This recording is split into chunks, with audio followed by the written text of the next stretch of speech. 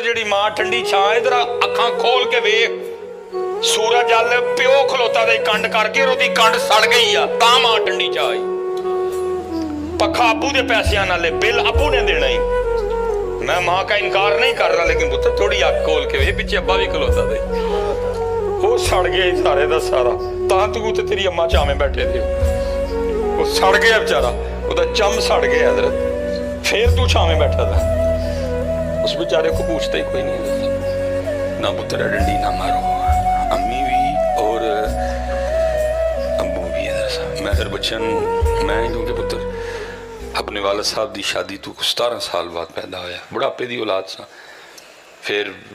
Abu school नहीं सन दाखिल करांदे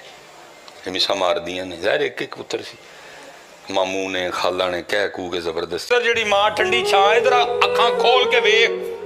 सूरज अल प्यो खलोता दे कंड करके